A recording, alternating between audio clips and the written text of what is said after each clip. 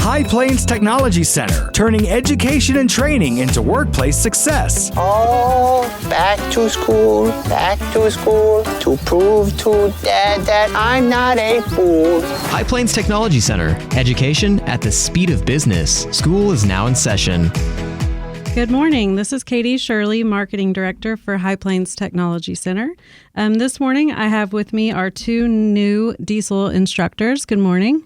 Morning. We've got Kevin and Michael, or Mike. Which one do you prefer? I go by it all. Okay. So I'll just have both of you maybe take a minute to introduce yourself and share a little bit about your background and career experience before you came to High Plains. Well, my career And this is Mike Barnes speaking. Sorry. You're good. My career started out at High Plains Technology Center as a student. So in high school, you went there your junior and senior? Yep. With Mr. Stone and Diesel? Yep. Okay. So what'd you do after that? So after that, I went to the John Deere Ag Tech School up at Garden City, Kansas. Okay. And went through that program and worked for John Deere for a few years and then broke out into the oil field. But my whole career, I've been a diesel mechanic, whether it be working on tractors or trucks, some pickups, been generators, lots of generators out on hog farms and people's houses. So you're new to teaching. How are you liking it? it's been a blast. Yeah. You enjoy sharing your knowledge with the next generation? Yeah, and just seeing them kind of get it. Yeah. That light bulb moment. When it clicks with them. Yeah. That's been a lot of fun. So. Yeah. It's probably a little bit of a different than being under the hood all day working on something, a little more maybe purpose or meaning to your day than, Yes. there's a lot to accomplish repairing something and the job itself, but this is neat how you can give back and have the personal relationships. Yeah, I just get in there and explain it to them, and it's been a lot of fun. Been Good. a big learning experience too. Yeah. So our next instructor, Mr. Kornele, has some teaching experience, though. So go ahead and tell us about your background. I graduated from Northwestern with an ag business degree. From there, I worked for ranchers. I managed a couple of co-ops around Fort Supply in May. I've taught for the last 15 years at Fort Supply as an ag ed instructor. And then I ended up at High Plains. Yeah, we are glad to have you. I know Fort Supply was sad to lose you. I'm sure you had quite the success there with those students. I know. At Ag Mechanics, we could always tell, it's like, wow, look at all the Fort Supply ag projects. So now we're glad to have you with us. So, okay, let's talk about the diesel program at High Plains. So what would you give someone kind of an overview of what the program is like, what you're going to learn, and then who would be a good fit for the program?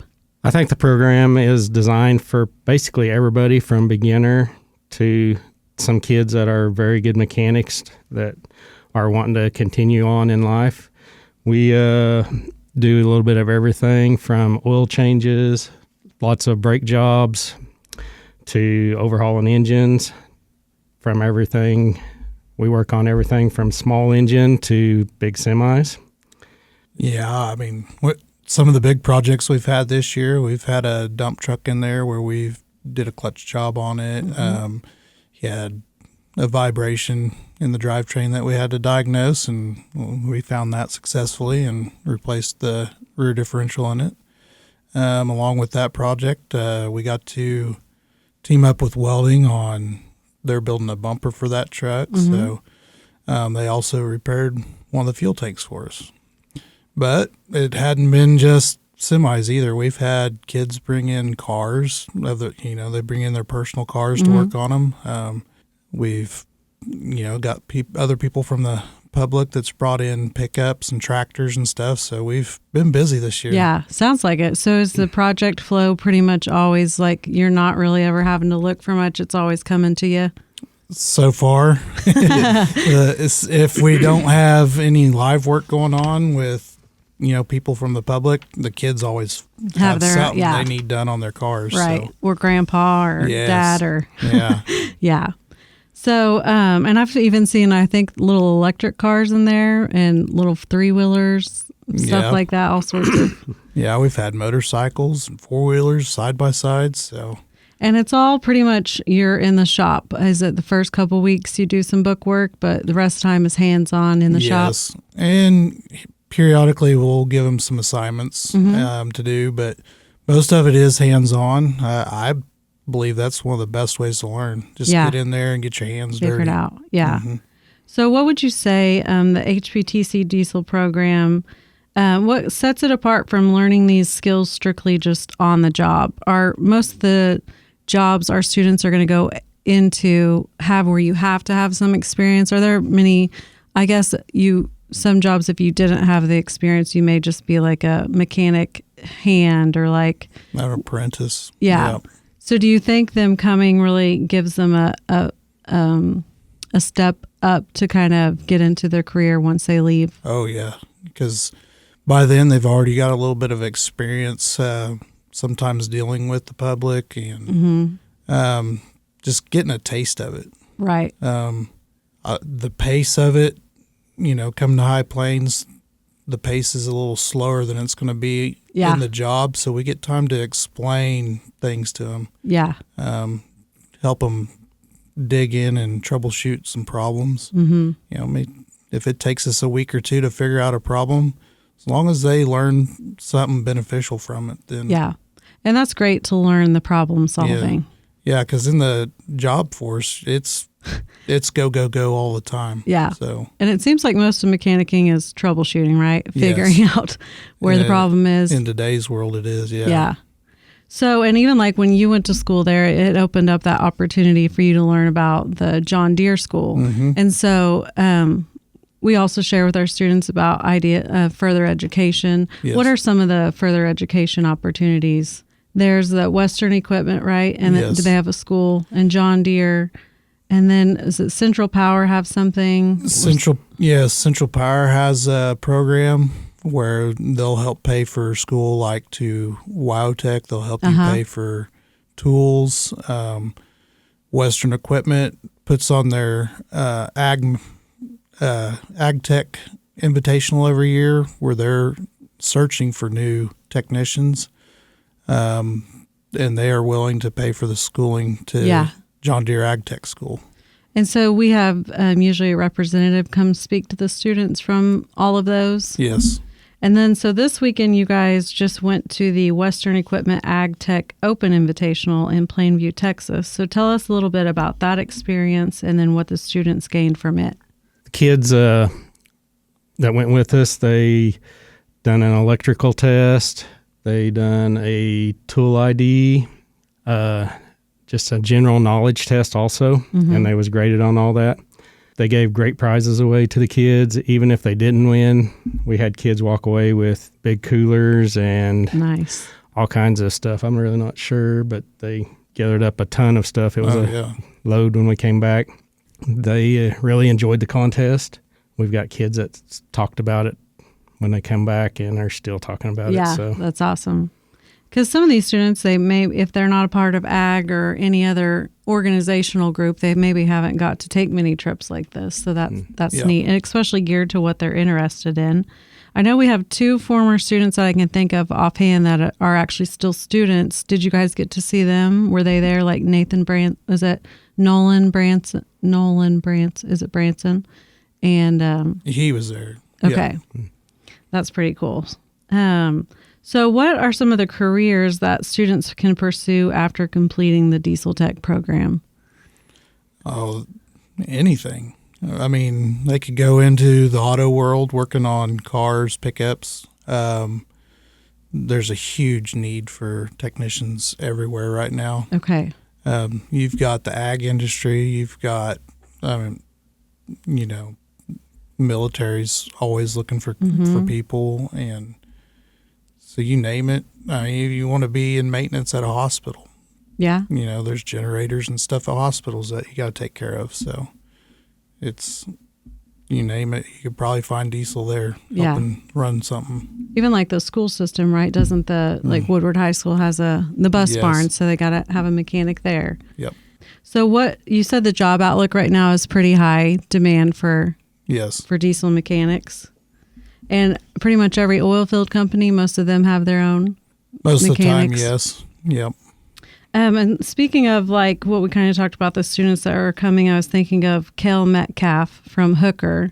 So Kel is a 4th generation farmer. So Kel's coming from Hooker and learning, and he's going to be able to go back on the farm.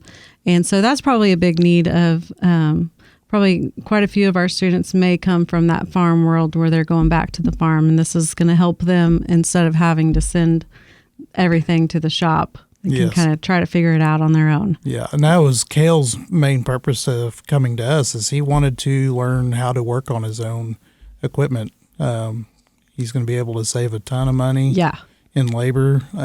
He'll have the confidence to tear into something and figure it out now. Yeah, that's pretty awesome. So let's talk about the CDL program. We've had that now part of our Central Tech CDL program. And so we offer that now. Something new we're doing with our Diesel Tech students, or new within the last couple of years, so is our juniors and seniors, or students that attend there for 2 years, Diesel Tech 1 and 2, are able to go into the CDL program if they're interested and fit the requirements that there may be at no cost. So what do you guys think about that? I think it's a wonderful program. We got most of our kids that have attended the 2 years are wanting into the CDL program, and it's a way they can afford to continue if they're wanting to be a truck driver or just get their Class A CDL. And through the diesel program, they've learned how to work on the basic stuff of the trucks and whatever else they're going to drive. So gives them another step up when they enter the program rather than never even been in a truck before. Yes. And it gives them another avenue after they get out of the program to continue in. So yeah. And so the CDL, that program costs $4,300. And so that's how much they're able to save. And so that's pretty impressive and pretty young to just go right into it. It's just like the next step. And I know while we're talking about CDL, I'll go ahead and mention our next class is April 13th, and there's only 2 spots left for that one. So our CDL classes just fill up pretty quick. So that's been a really good deal for us. And Tammy Kellen is the one that handles enrolling for that. So if anybody's interested in enrolling and getting those 2 spots, you can call Tammy at 580-571-6159.